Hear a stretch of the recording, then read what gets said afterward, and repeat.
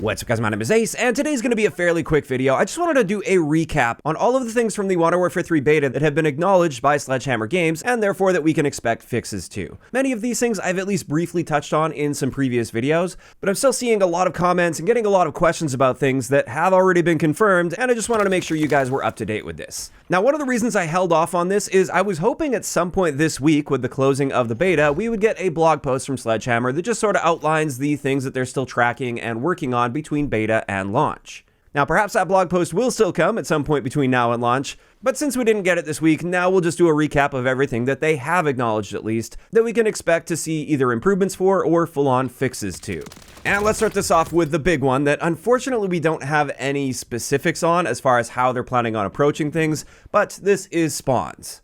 They did mention between Weekend 1 and Weekend 2 that their team is investigating reports of poor spawn selection quality. So again, no specifics there as to what they're planning on changing with the spawn system, but I have seen a lot of people saying that this spawn system in the beta was working exactly how they wanted it to work and they're not going to be making any changes. And that's not true. Not only have they publicly stated that they are looking into spawns and will be making tweaks for launch, another thing I wanted to mention here is they've actually reached out to me directly in private, specifically for feedback on how they can improve the spawn system, and that's one of the things that prompted me to make that spawn feedback video that I've made, which I have sent off to them, and they have confirmed that people at the studio have been watching it. Now, does this mean that I expect the spawns to be totally fixed and in an amazing state at launch? No, probably not. All I wanted to point out here is it is something they're going to be actively working on. Hopefully we do see some noticeable improvements for launch, but unfortunately this is one of those things where we won't know till we actually get our hands on it again. In either case, let's get into more of the specifics, and let's start this off with the things they've mentioned on their Trello board that have fixes scheduled already. So these are things that they've apparently already fixed on the back end and we should be seeing working properly at launch. And the first one is something that was quite annoying throughout the beta. This is the fact that the footstep volume levels for teammates were matching enemies, and that's not supposed to be the case. This was in fact a bug, and therefore they are going to be fixing this. Hopefully this also means they're going to be taking a look at the bone conduction headset, or perhaps naturally, if they just fix this bug, that will also fix it for bone conduction headset. But for those that aren't aware, that bone conduction headset was also boosting teammate footstep audio, when that's not meant to be the case. That was only supposed to boost enemy footstep audio. As for the next couple things that they already have a fix scheduled for, these ones are just little bugs. The first one is the Guardian SC can sometimes cause the heads-up display to disappear until respawn. That's one that I ran into once at the Call of Duty Next event, but I didn't actually run into it at all throughout the course of the beta experience. In either case, it is good to see that they got a fix scheduled for that, because it is frustrating. And additionally, for something really minor that we have a fix scheduled for, they mentioned that the loadout selection UI would sometimes appear randomly throughout the game. And with this one, I personally never experienced this at all. I don't know if this is platform specific, or maybe I just got lucky and didn't run into it, or maybe it's just a very rare bug. In either case, this one will be handled as well for launch. Next up, something they also have a fix scheduled for that was quite annoying throughout the beta. It was small, but annoying nonetheless. This is with the counter UAV. A lot of the times when you tried to call that counter UAV in, it would come up with a message that said, "not enough space to call in." And people were noticing this would happen more often if you were inside a building, for instance. And that was obviously just an unnecessary frustration, because you should be able to call any UAV at any time on any location of the map. Shouldn't matter where you're positioned or anything like that. Again, this one they already have a fix scheduled for, so good to see.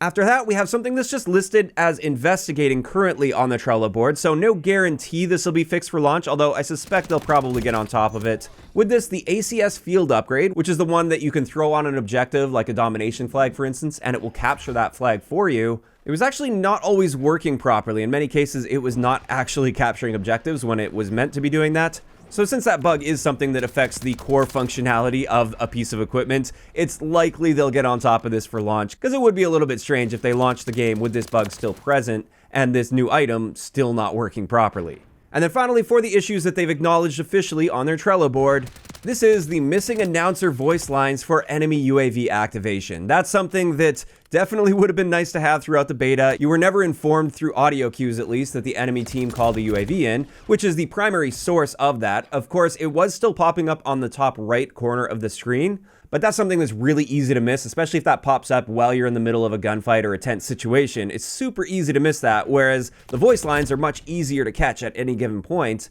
And so it's good to see that they've acknowledged this, and we should be expecting a fix for that as well. And with that, that covers it for everything they've mentioned on their Trello board at this point. Of course, I'm sure they are tracking other issues in the beta. They just haven't updated the Trello board recently. And again, like I said, I was kind of expecting a blog post. I think typically after a beta, at least like within a few days, we get a blog post that just explains what they learned from the beta and what sort of things they're going to be working on.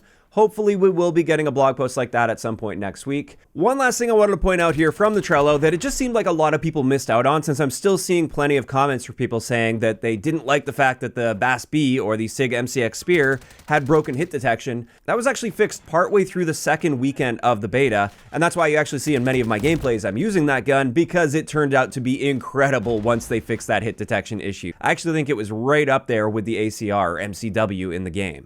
And with that, that's going to wrap it up for today's quick video. Again, this is just a quick recap and reminder. I know for many of you guys, you already know about all these things, but like I said, I've just been seeing enough comments out there from people that clearly haven't seen the Trello board yet. And for those that want to keep track of this, of course, I will leave a link to their Trello in the description down below.